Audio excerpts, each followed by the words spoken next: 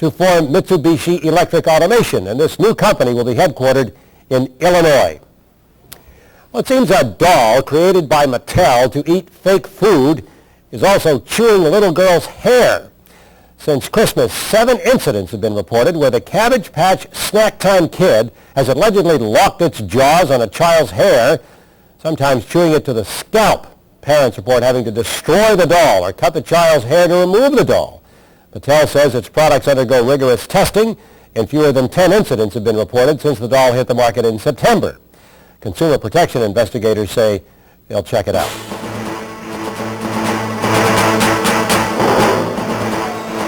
This week on First Business.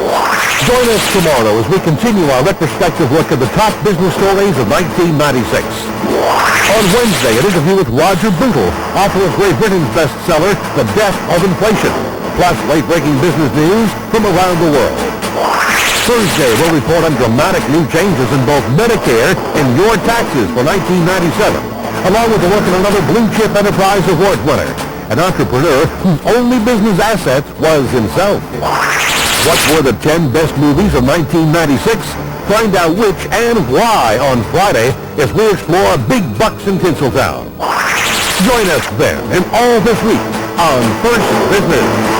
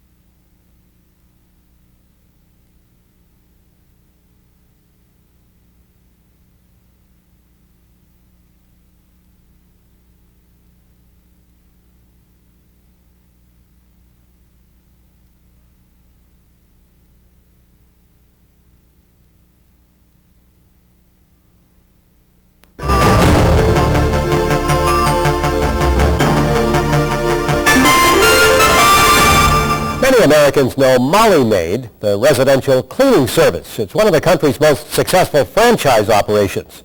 But for a time, the company faced big problems. Our Blue Chip profile this morning from Ann Arbor, Michigan. Here's First Business correspondent Everett Banning. Now, this is easy. You call Molly Maid and they send their people in a clean company car dressed in a company uniform with their own cleaning equipment and supplies to clean your home. And on average, it cost about $65. Company co-founder David McKinnon believed this type of high-quality house cleaning business would work. Maid service was driven by income. Today, it's driven by a lack of time. By 1988, there were 100 franchises, and the founders accepted an offer to sell to a major multinational investor. But in 2 years, Molly Maid was in trouble, and David McKinnon was able to buy back the company.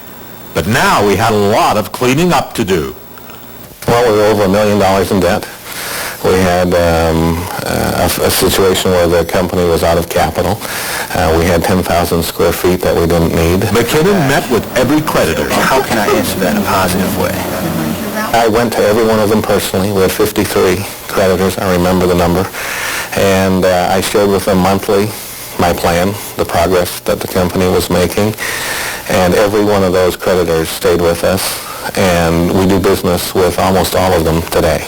When order was restored at head office, they began to accept new franchises again. Our reputation is so important to us, and we have a responsibility not only for our future, but all of the future success of our existing franchise owners. Of hiring the right person.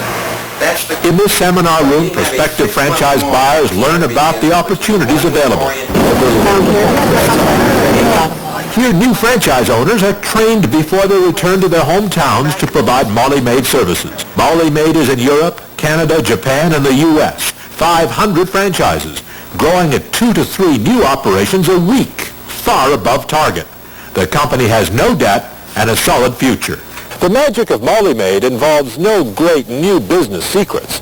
They blend strong core values, financial integrity, quality, and service to keep building one of the great franchise success stories. This is Everett Banning, First Business in Ann Arbor, Michigan. One of the largest utility mergers is in the works in New York. The deal brings together Brooklyn Union Gas Company and the Long Island Lighting Company. This new company will serve over 2 million customers and generate revenues in excess of $4.5 billion. The two companies announced their merger Sunday in New York. In commodities, natural gas prices have tumbled to a 6-week low due to some milder winter weather. Meantime, hog prices are expected to soar as grain and soybeans head lower. First Business reporter Kristen Bigger looks at the week ahead. Analysts are speculating that hogs and pork bellies will rise the daily trading limit today and continue to surge this week at the Chicago Mercantile Exchange. Their predictions come on the heels of a government report released late Friday. It shows that the number of hogs on farms was down 4% from last year. This at a time when consumer pork demand is increasing. On Friday, February hogs edged up 0.75 cents, while February pork bellies fell more than 0.5 cent. The hog report may send corn prices lower at the Chicago Board of Trade. Fewer animals to feed means less domestic demand for corn. On Friday, March corn fell 2.5 cents to settle at $2.64.5 a bushel. January soybeans slipped 0.25 cent, while March wheat dropped 4.5 cents. Kristen Bigger, First Business.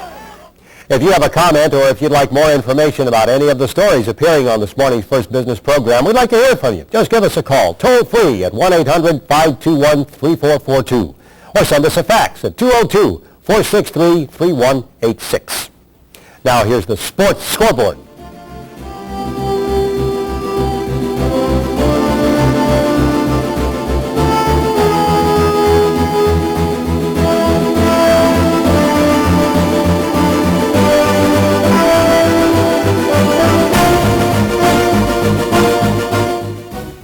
So you've chosen to be your own boss.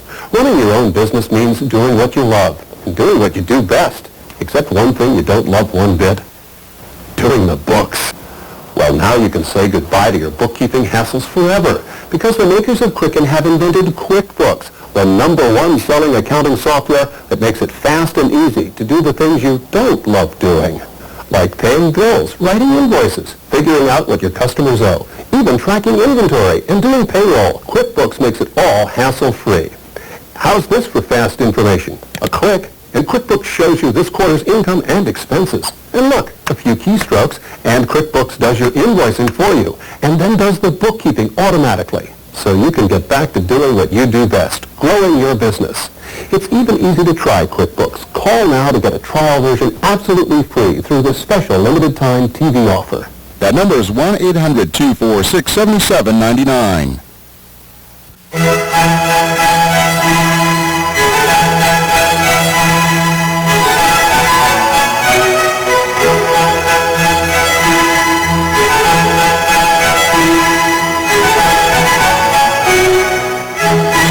Wouldn't it be nice if everything on TV had ratings this high?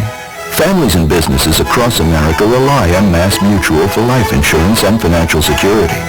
Mass Mutual, the blue chip company.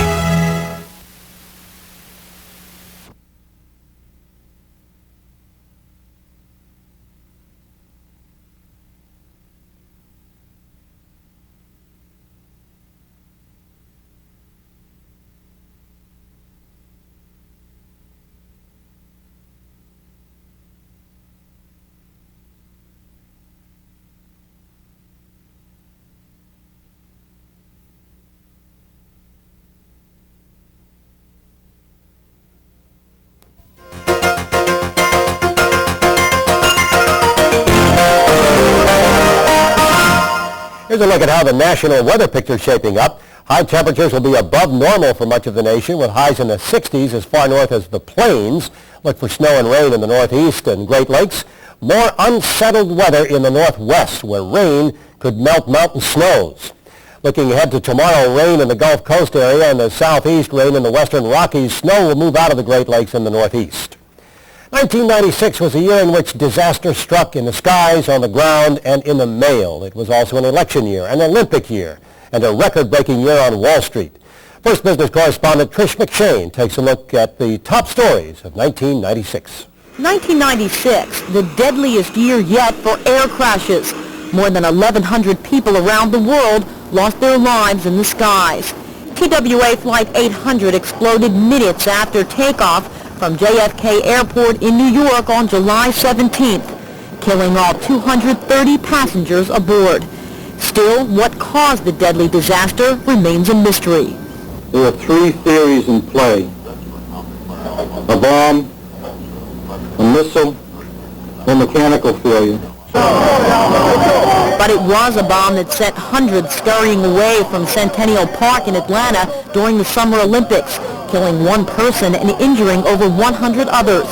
Security guard Richard Jewell, initially hailed as a hero for finding the bomb just before it went off, was fingered as the FBI's prime suspect and thought to have made this 911 call minutes before the bomb blast. There is a bomb in Centennial Park. You have 30 minutes. In October, the FBI said Jewell was no longer a suspect. For 88 days, I lived a nightmare. For 88 days, my mother lived a nightmare too. Mom, thanks for standing by me. But the FBI did arrest the alleged Unabomber Theodore Kaczynski in Montana. He's accused of 8 bombings in 6 states that killed 3 people and injured 23 others. The stock market soared to a new high and blue chips rallied amid one of the healthiest U.S. economies in years. The U.S. trade deficit was low and unemployment neared a 7-year low. Economic news that helped President Bill Clinton win 4 more years. And we want to walk over that bridge into the next century with you. After Republican presidential candidate Bob Dole took a fall and never really got back on the right foot, President Clinton forged ahead and became the first Democrat since FDR to win 2 terms. Astronaut Shannon Lucid became the first woman to spend a record 188 days in space, defying gravity longer than any American. And the discovery of this meteorite shocked scientists, proving that life once existed on Mars. Life as we know it here on Earth came to a standstill January 8th when the worst blizzard in 70 years paralyzed the East Coast, all the way from the New England states to the Carolinas. The blizzard of 96 killed 50, shut down airports, and stranded motorists. Still ahead on First Business this week, we'll take a look at the year in business, technology, the weather, entertainment, and more. Trish McShane, First Business. That's it for First Business Monday. Thanks for joining us, everybody. Have a great day, and we'll see you right back here tomorrow morning. Bye-bye. First Business. Business news for business people has been brought to you by MassMutual, the blue chip company, and by the U.S. Chamber of Commerce.